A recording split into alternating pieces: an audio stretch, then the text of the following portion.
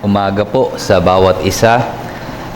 And this morning, we are going to continue our series na pinag-aaralan po natin sa Aklat ng Mga Gawa in the book of Acts. And today, we are going to be reading from our passage in Acts 16. And then we are going to be reading the verses 25 to 40. Ito po ay mga kaganapan pagkatapos nating masaksihan si Paul and si Silas sa Philippi, kung saan sila ay nangangaral ng ebanghelyo, and as they were doing so, nagkaroon sila ng encounter with a slave girl. Yung huli po nating pag-aaral dito, nakita natin. At itong batang babaeng ito na alipin ay mayroong espiritu ng panghuhula. At nakita natin na nirebuke ni Pablo ang espiritong ito at nakalaya mula dito sa espiritu ng panghuhula ang batang babaeng ito. Ngunit yung mga may-ari, yung amo nitong batang babaeng ito, nakita nila dahil pinagkakakitaan nila itong batang babaeng ito, ay kanilang dinala si na Pablo sa mga kinauukulan at inakusahan. At ngayon, tutuloy natin, sila ngayon ay nasa kulungan. Sila ay binugbog, they were beaten, and then now they were in prison. So, as we read 25 to 40, makikita natin yung mga kaganapan na sumunod. Basahin po natin verses 25 to 40. Ganito po ang sinasabi. About midnight, Paul and Silas were praying and singing hymns to God, and the prisoners were listening to them. And suddenly, there was a great earthquake, so that the foundations of the prison were shaken. And immediately all the doors were opened, and everyone's bonds were unfastened. When the jailer woke and saw that the prison doors were open, he drew his sword and was about to kill himself, supposing that the prisoners had escaped. But Paul cried with a loud voice, "Do not harm yourself, for we are all here." And the jailer called for lights and rushed in, and trembling with fear, he fell down before Paul and Silas. Then he brought them out and said, "Sirs, what must I do to be saved?" And they said, "Believe in the Lord Jesus, and you will be saved, you and your household." And they spoke the word of the Lord to him and to all who were in his house. And he took them the same hour of the night and washed their wounds. And he was baptized at once, he and all his family. Then he brought them up into his house and set food before them, and he rejoiced along with his entire household that he had believed in God. But when it was day, the magistrates sent the police, saying, "Let those men go." And the jailer reported these words to Paul, saying, "The magistrates have sent to let you go. Therefore come out now and go in peace." But Paul said to them, "They have beaten us publicly and condemned men who are Roman citizens and have thrown us into prison, and do they now throw us out secretly? No, let them come themselves and take us out."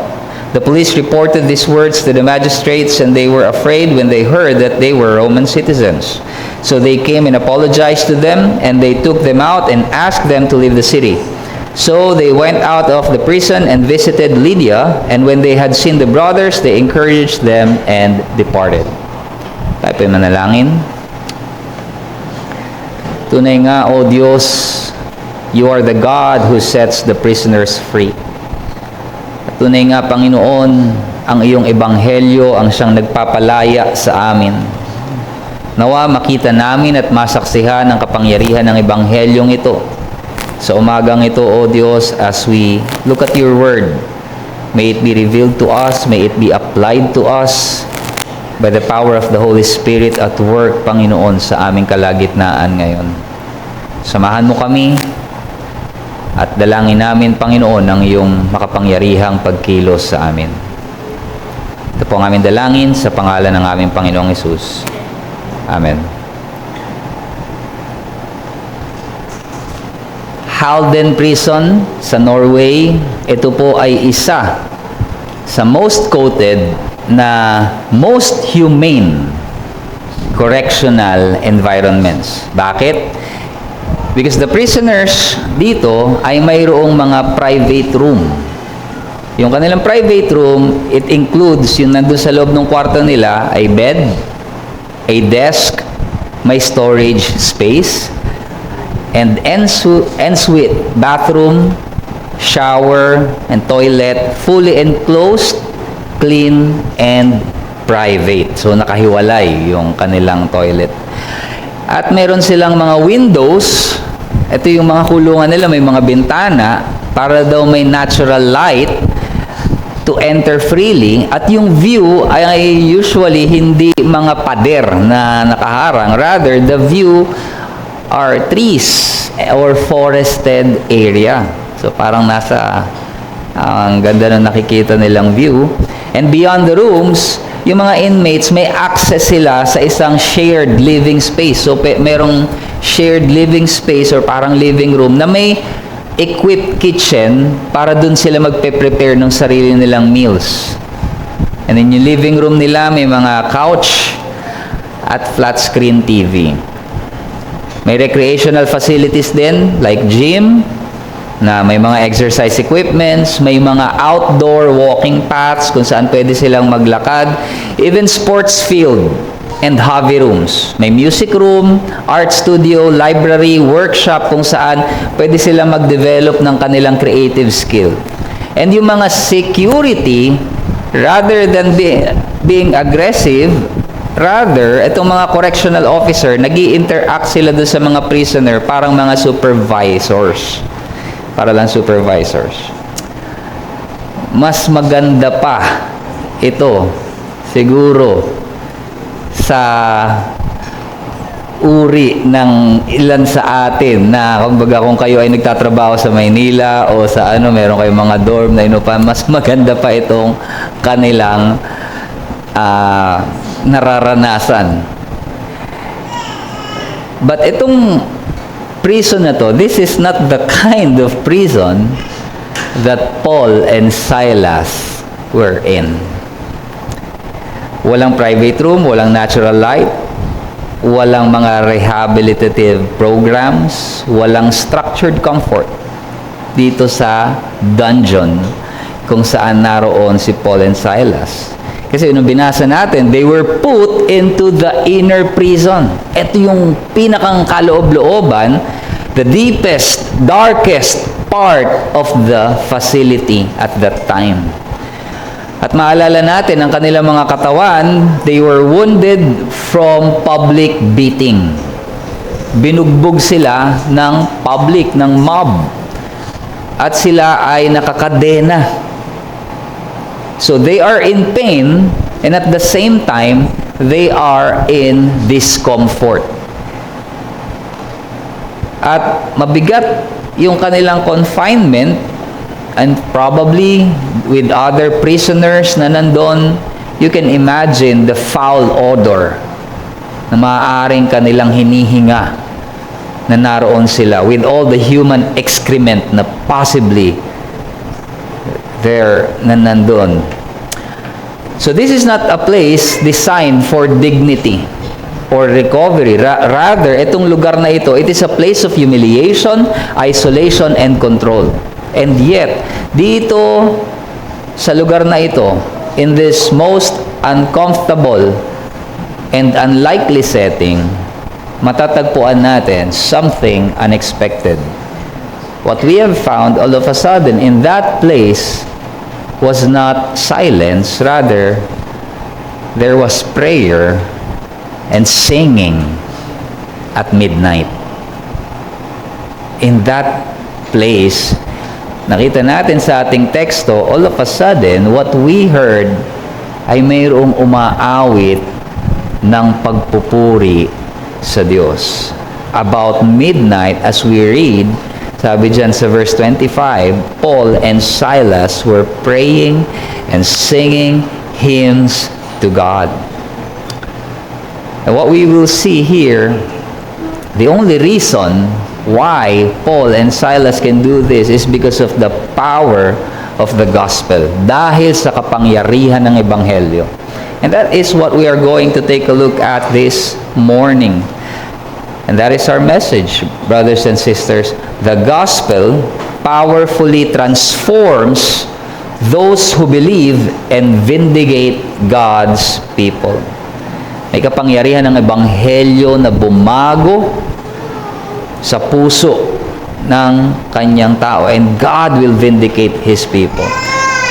Titignan natin to sa dalawang bahagi. God's saving intervention. Makikita natin kung paano ang Diyos mismo ang nagliligtas, and then God's vindication. So, as we have seen, nakita natin ngayon itong dalawang faithful missionaries natin, si Paul and si Silas, na sila ay nandoon sa kailaliman, sa kaloob-looban nitong kulungan na ito. Now, despite their injuries, despite their discomfort na kanilang maaaring nararanasan, they were praying and singing hymns to God. Can you imagine that? Kapag po tayo ay may nararamdaman, medyo sumakit ang ating ulo, bumigat ang ating katawan, we want to feel comfortable.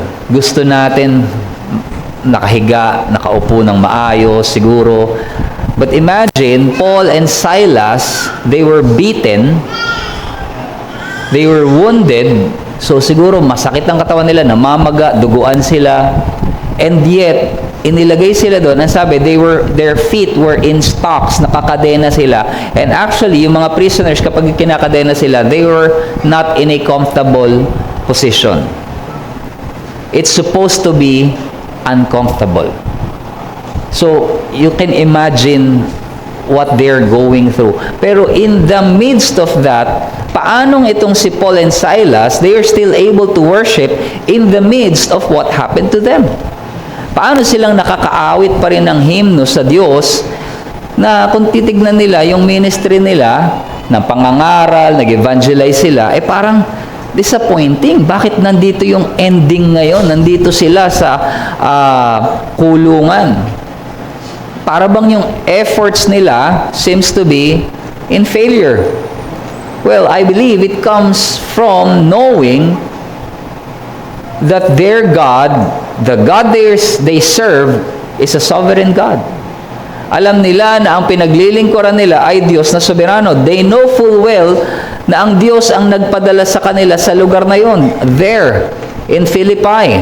At sumunod sila sa Diyos in full obedience. Naalala natin in Acts 16 verse 10, sabi dyan, and when Paul had seen the vision, nakita niya yung Macedonian man na humihingi ng tulong sa kanila, sabi dyan, and when Paul had seen the vision, immediately we sought to go into Macedonia, concluding that God had called us to preach the gospel to them. Alam ni Pablo, tinawag tayo ng Diyos dito God has called us here to preach. At kung ito yung naging resulta, yes, it's not good at the moment, pero ibig sabihin nito, God's not finished yet.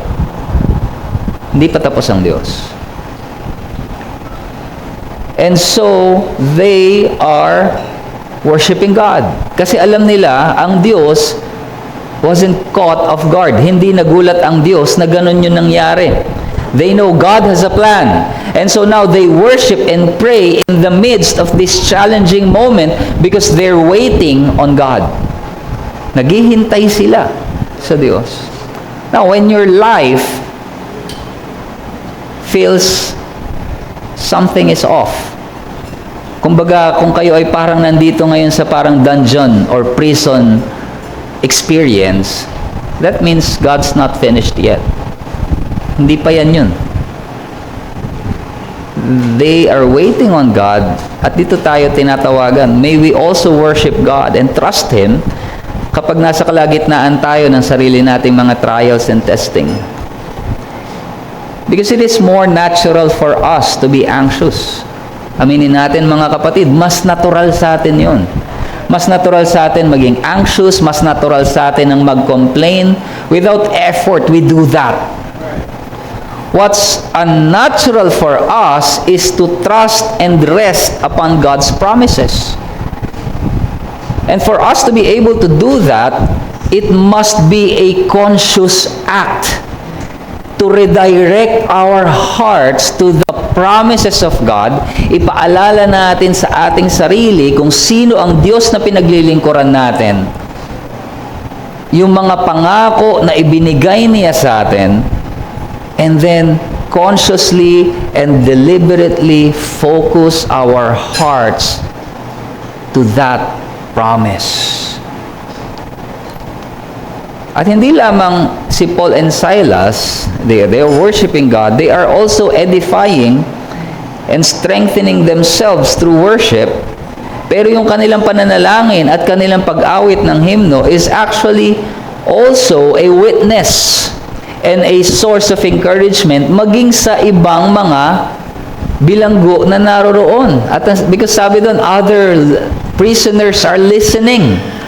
May mga nakikinig. Can you imagine that? Kapwa mo bilanggo, then all of a sudden, someone is praising God. Parang pareho kayo nakakadena. Di ba? Parang, ano meron dito? They are giving testimony dito. And actually, by doing so, itong si Paul and Silas, nagpapalakasan silang dalawa by praying for one another, by singing hymns with one another, and maaaring yung iba nakakarinig. Why? Sabi ni Paul mismo, this same Paul na nakakadena dito sa Philippi, nung sumulat siya sa Ephesians, ganito yung sabi niya, in Ephesians 5:19. Sabi ni Paul, later on in his letter, na kapag daw pala tayo ay umaawit, ang sabi niya, we are addressing one another in psalms and hymns and spiritual songs, singing and making melody to the Lord with your heart. Ephesians 5:19.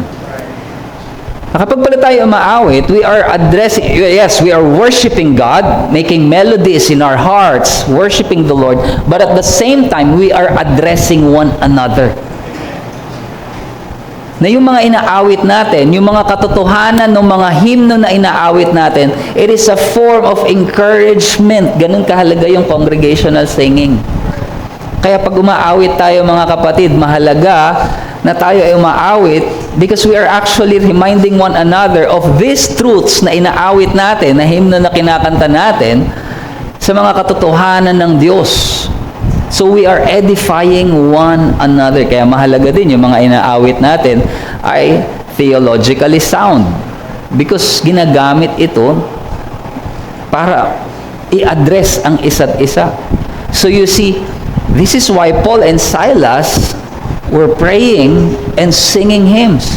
They were strengthening one another. And not only that, they are singing at pinapakinggan din sila ng ibang mga prisoners na maaaring nagiging witness ngayon dun sa kanilang pananampalataya. Pero hindi lamang yung mga bilanggo ang nakarinig ng pag-awit at pananalangin ni Paul and Silas. God Himself has heard His servants and delivered them from prison. Bakit?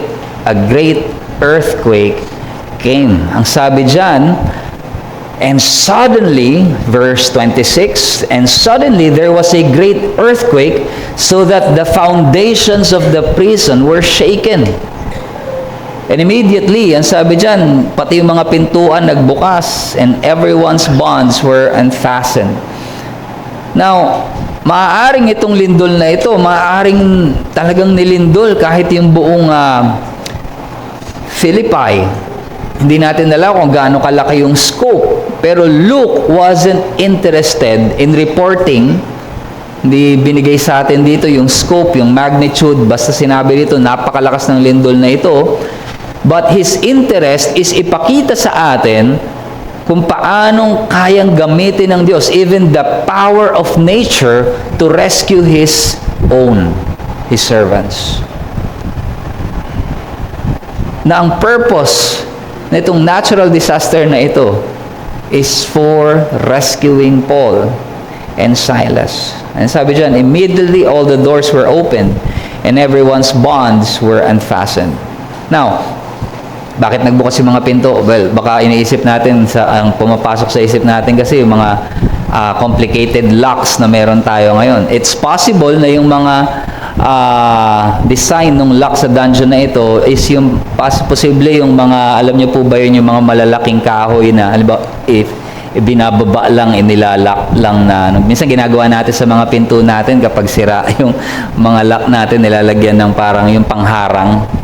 So, possible ganun lang yung mga lock nila or maybe a little better than that. Pero dahil sa lakas nito, sabi, the very foundation of the prison ay, kumbaga talagang nag-shake, pwedeng yung mga framing ng pintuan ng mga kulungan ay nawala sa pwesto to the point na natanggal pati yung mga locks, nagbukas yung mga pintuan. At kahit yung mga kanilang mga, sabi dito, yung na-unfastened din sila dahil dito. Now, nagising yung jailer. So all throughout, natutulog ito, madalit salita, tulog, hindi nakikinig itong jailer na ito, in Paul and Silas, tulog ito. Ngayon, nagising siya dun sa lindol, at ang sabi niyan, and saw that the prison doors were open, sabi sa verse 27, so nung nakita niyang bukas, sabi dito, he drew his sword and was about to kill himself, supposing that the prisoners had escaped. Bakit magpapakamatay itong jailer? Because sa kanila, para sa mga Romano, lalo na't sila'y sundalo, if they fail to guard the prisoners, it would be their life for the prisoner's life. So, alam niya kagad kung gaano kabigat ito. So, to avoid na talagang ma-execute pa siya, siya na yung mag-execute sa sarili niya because he quickly lost hope and he decided to end his life right there and then. Pero nakita natin, Paul, along with the rest of the prisoners, hindi ito kinuha ni Pablo as an opportunity para tumakas. Rather, they all stayed there. Kaya napigilan niya itong jailer. Possible, sina Paul and the rest of the prisoners, dahil nandun sila sa dilim, ay na-accustom na yung kanilang, di ba minsan pag nasa dilim tayo, nasasana yung mata natin. But the jailer, dahil bigla siguro siyang kagigising lang, his eyes were not yet adjusted, so hindi niya siguro kagad nakita na itong mga nakakulong ay naroroon. So he was about to kill himself, but Paul was able to see him and stopped him from committing suicide. Kaya ang sabi kagad dito ni Pablo, sabi niya na, he cried out, do not harm yourself, for we are all here. Verse 29, and the jailer called for lights and rushed in, and trembling with fear, he fell down before Paul and Silas. At siya ay nagtanong. He brought them out. Inilabas niya si Paul and Silas at ang tanong niya, sirs, what must I do to be saved? Alam niya itong mga taong ito kung bakit nandun. Alam niya yung kaso ni Paul and Silas, of course. They were there because for many days and so on, they were in Philippi. Nangangaral sila. And they were known na nagpalayas ng espiritu. Actually, yung demon-possessed girl na nang sila ay nangangaral, ang isinisigaw, kung maaalala ninyo, is, these men are servants of the Most High who proclaim to you the way to salvation. Yun yung isinisigaw noong demon-possessed girl na pinalayas ni Pablo yung espiritu. And now, here is the jailer asking the way to salvation. Why? Because siguro kanyang naramdaman that something divine happened. Something happened. And yung kanyang buhay, siguro dahil ito ay lindol, maaring nagkaroon siya ng takot. Yung reality ng mortality, he was faced with it. And now, he's asking, sirs, biglang dito pa lang sa kanyang pag-address all of a sudden kina Paul and Silas, makikita natin yung kanyang pagpapakababa bigla. Nakakita kayo ng jailer tapos prisoner, biglang sabi, sir, biglang siya yung parang ibinaba niya yung sarili, sirs, what must I do to be saved. And I want you to notice something very na maaaring hindi natin kagad mapansin dito. Sabi dyan sa verse 29, and the jailer called for lights and rushed in, trembling with fear. He fell down before Paul and Silas. The jailer had the physical light. Kaya niyang magpano ng liwanag. And si Paul and Silas, sila yung nandun sa darkest place of the dungeon. But in reality, spiritually, it was the jailer who was in darkness. And now he's asking these men in the deepest darkness of the dungeon for the light of salvation. And so, ang sagot ni Pablo, straight to the point, to the very heart of the gospel. Believe in the Lord Jesus and you will be saved, you and your household. Believe. Ang tanong ng jailer, it was something to do. What must I do? Anong kailangang gawin? Do. But the gospel calls him to believe. It is not a work to perform. Hindi ito isang bagay na kailangang gawin. It falls in the realm of the heart. Believing. Trusting. Kaya nga sabi ng Romans 10:10, for with the heart one believes and is justified. Ang tanong nung jailer anong gagawin? No, it's not what you're able to do. It is in your heart. It is a disposition of the heart. Believe. Hindi ito isang passive feeling, but a wholehearted trust, reliance.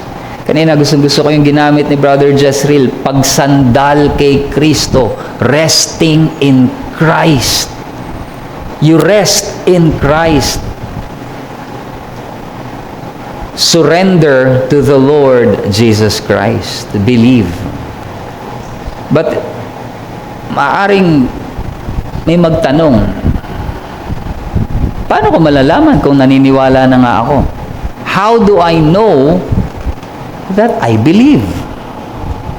Na ako nga ay naniniwala na. Maaring ito yung katanungan. Lagi naming naririnig yan. Manampalataya kay Kristo, maniwala kay Kristo, believe in the Lord Jesus. What does it mean to believe? Or how do I know that I am believing? May dalawa tayong titignan. Dito, at least, for us to know that we believe. At makikita pa rin natin ito sa ating teksto. The first is gospel response. Pagtugon sa Ebanghelyo. The jailer received the word of the gospel. Ang sabi po dyan sa verse 32, and they spoke the word of the Lord to him and to all who were in his house. They received the gospel. Narinig nila yung ebanghelyo. And so, if you truly believe, then you will receive the word. Hindi mo ito tatanggihan, you will not resist it, you will not ignore it, but you will welcome. A believing heart is a receiving heart. At dahil doon, nakita natin, the jailer received the gospel, the word of the gospel, and also, the jailer showed gospel obedience. Ang sabi dyan, and he was baptized at once, he and all his family. Sumailalim sila sa bautismo. So, believing, they received the word, they obeyed the word. Sumunod sila sa panawagan ng ebanghelyo sa tubig ng bautismo. Faith is inward. Yes, kaya nga sabi natin, believing is in the realm of the heart. Faith is inward. Pero hindi ito ibig sabihin nakatago. It expresses itself. Ang expression nito is in obedience. Ang nag-utos mismo ng bautismo para sa lahat ng mag-identify na sila ay tagasunod ni Kristo ay walang iba kundi ang Panginoong Jesus. In Matthew 28:19, we know it was the Lord Jesus Christ who commanded, "Go, make disciples of all nations, baptizing them." Baptizing them.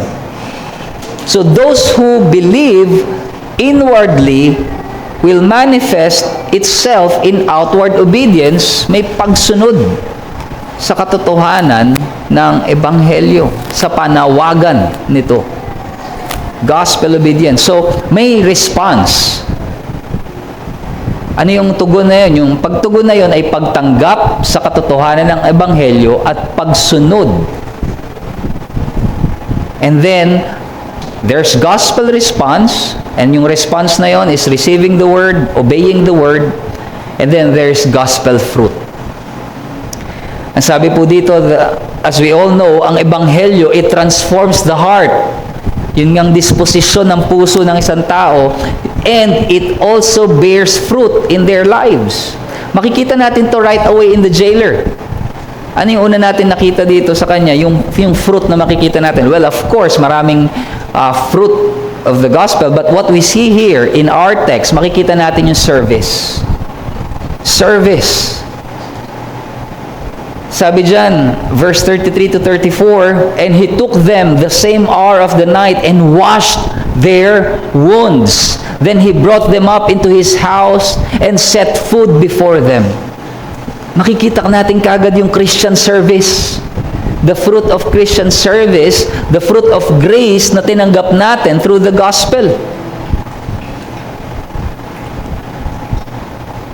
And of course, there are other fruits na maaari nating makita, but here makikita natin, aside from service, there is also joy.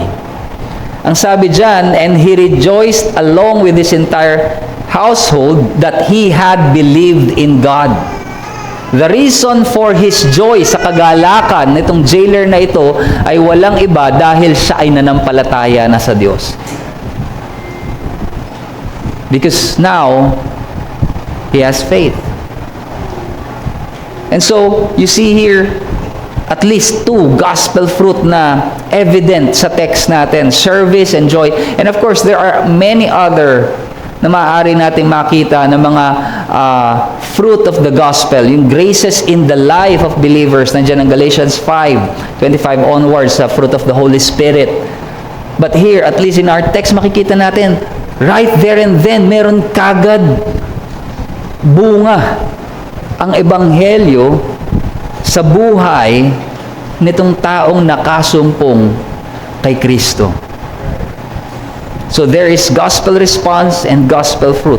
Believing in the Lord Jesus, yes, it is in the realm of the heart, looking to Christ and what He has done. But if you are asking, do I truly believe? Ligtas nga ba ako? Ano ang kailangan kong tingnan sa aking sarili? Kung ako nga ay tunay na ligtas, well, just look at this. Tumugon ka ba sa ebanghelyo? Because God's saving intervention, and this is our first point, God's saving intervention through the gospel, it always produces a change in those who believe. Can you imagine someone na meron kayong schedule or usapan and then na-late siya ng matagal and then pagdating niya, humingi ng pasensya sa'yo, pasensya ka na late ako kasi kanina nung on the way ako dito, pagtawid ko, nabangga ako ng 10-wheeler truck. Kaya medyo na-late ako. Parang siguro, parang yung alibay mo, something's wrong.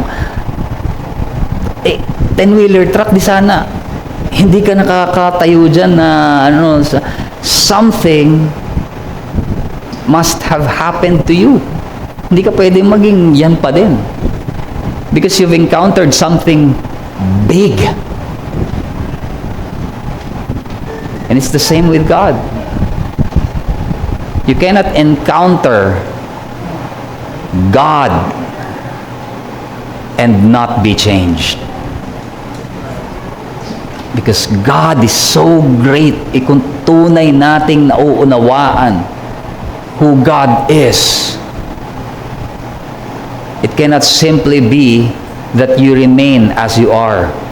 So, as an application for these brothers and sisters, let us examine the reality of our response to the gospel. Paano tayo tumutugon sa ebanghelyo? Ang tanong dito, hindi kung nauunawaan mo nga ba lamang ang ebanghelyo. Alam ko na yan, I can articulate the gospel. Lumaki na ako dyan, naririnig ko na yan. Mula bata ako, itinuro na yan sa amin hanggang ngayon. Yes, I know the gospel, paulit-ulit ko na naririnig sa church, lagi na pag nasa pulpit. Yes, but the question is, how do you respond to the gospel? Paano ka tumutugon sa ebanghelyo? Not only if you know it, but how do you respond to it? Tinatanggap mo ba ito with openness or are you keeping it in a distance? Is there obedience to Christ or merong delay or resistance? Because you need to expect that there will be genuine and visible change para sa mga tumutugon sa panawagan ng ebanghelyo. It challenges us to reflect on our response.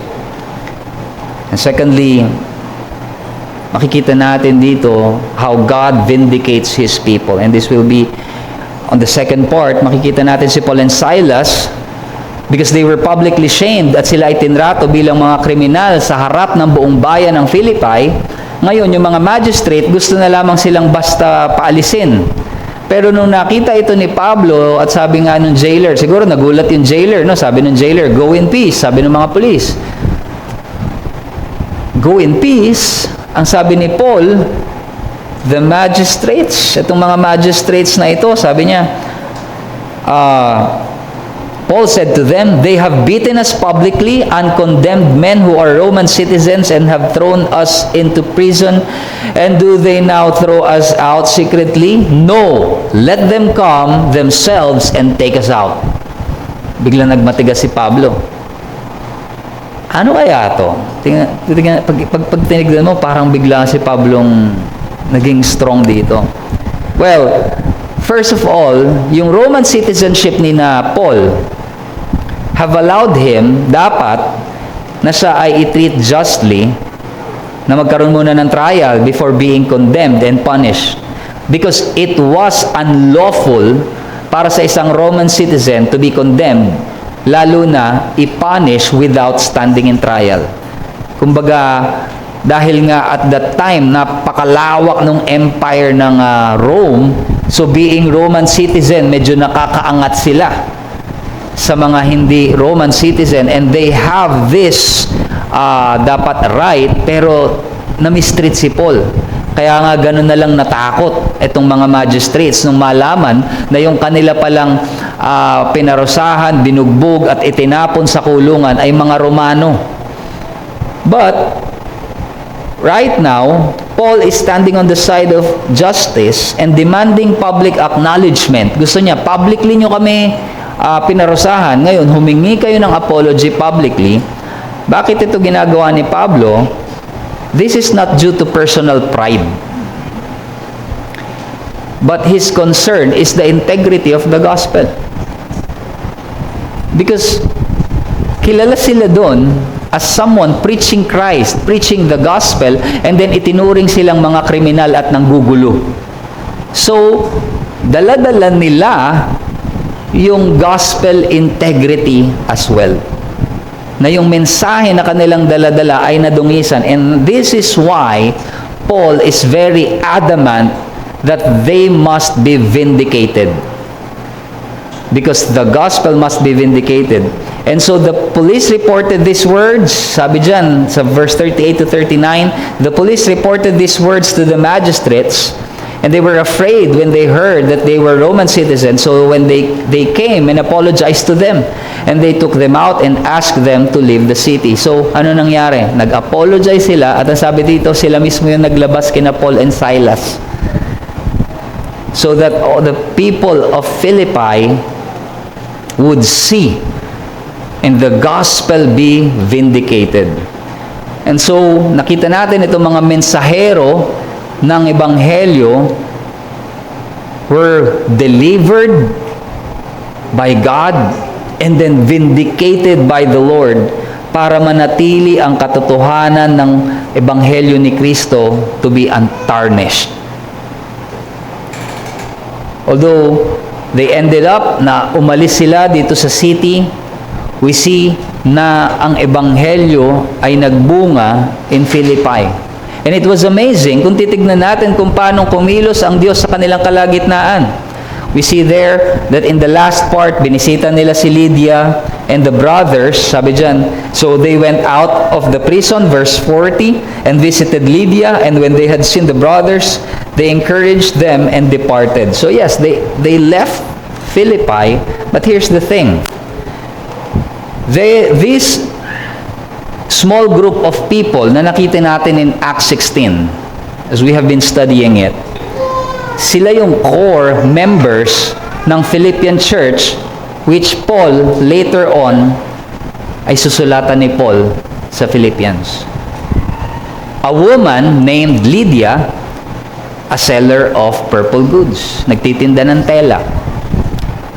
A slave girl who once was possessed by a spirit ng manghuhula.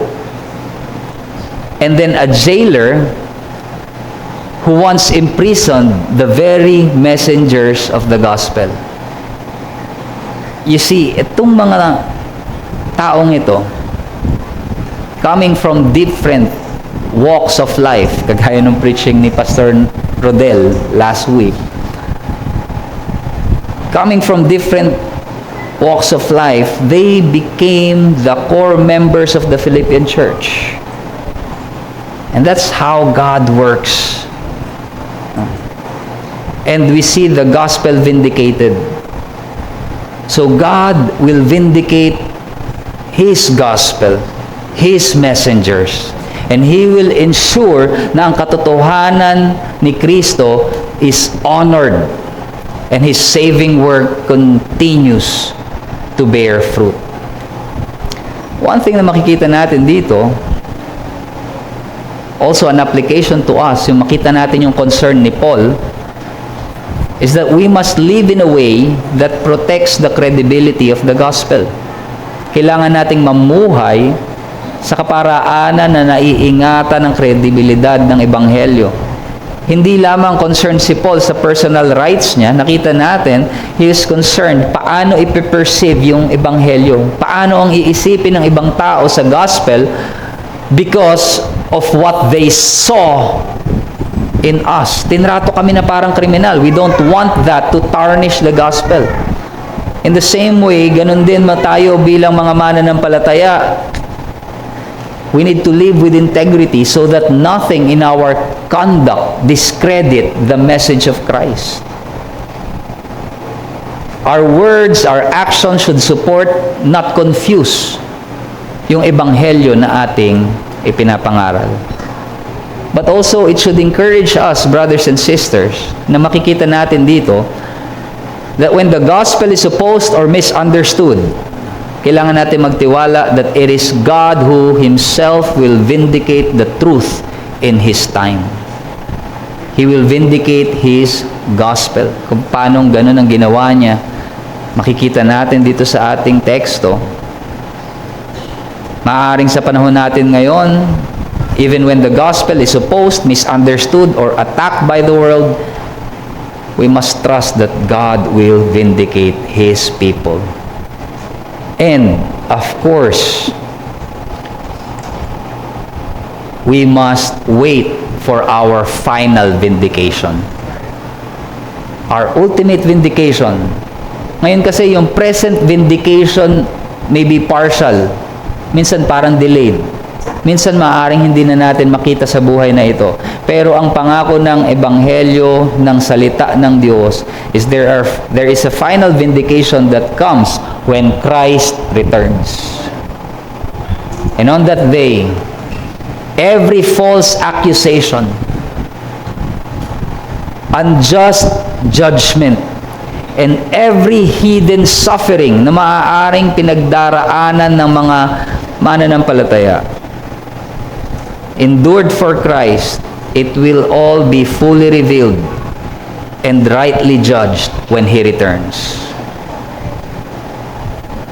So at the return of Christ, what was done in secret will be made public, and there will be full vindication for those who are in Him. So dito tayo tumingin, mga kapatid, at magtiwala sa Diyos.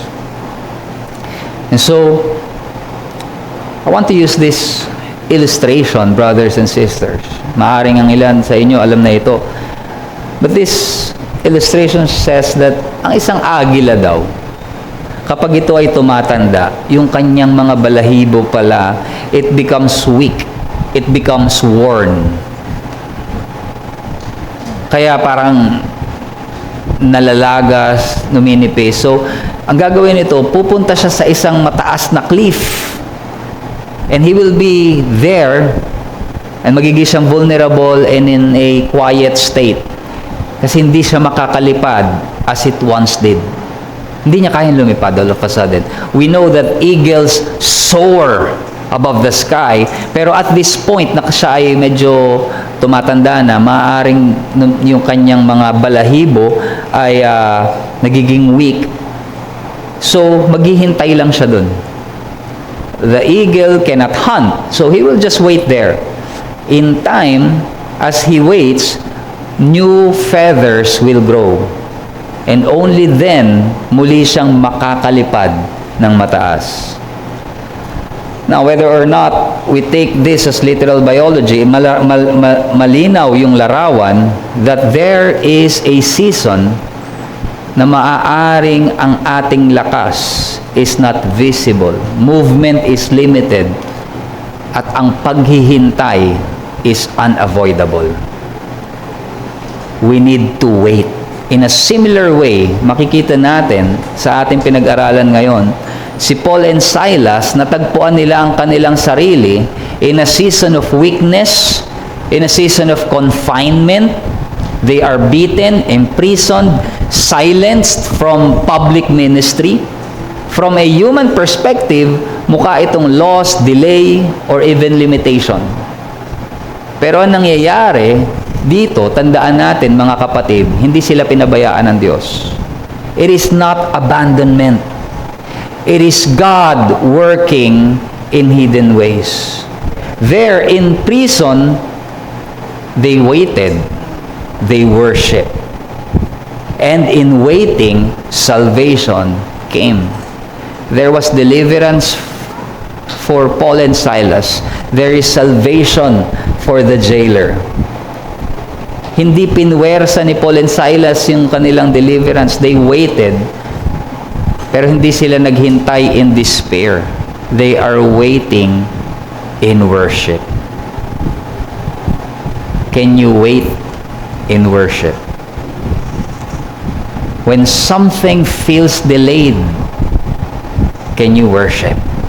Can you wait worshiping, trusting for the salvation that comes from the Lord? Because the question is not whether God will vindicate His people. If you trust God and know Him, surely you know that God will do so. So as we leave this passage, this chapter in Acts 16, naway mapaalalahanan tayo that God is at work even in the darkest prison moments sa ating mga buhay. And the gospel always produces real change in those who believe. And God will vindicate those who are in Christ in His perfect time. At habang tayo'y naghihintay, we worship, we walk in faith. Let us pray, brothers and sisters. Tunay nga, aming Diyos, Ikaw ang Diyos na nagliligtas. And Father, some of us may be feeling as if we are encountering our prison moments. Teach us to wait, O Lord, to wait in worship, to wait in trust at this point in time, O Lord. May we look to Christ, lalong-lalo na, Panginoon, sa mga hindi pa kumikilala sa iyo, nawa makita nila, Panginoon, ang kaligtasan na iniaalok ng krus ng Panginoong Jesucristo. Salamat sa katotohanan ng iyong salita na aming napakinggan. Ikaw ang aming itinataas at pinapasalamatan sa pangalan ng aming Panginoong Hesus. Amen.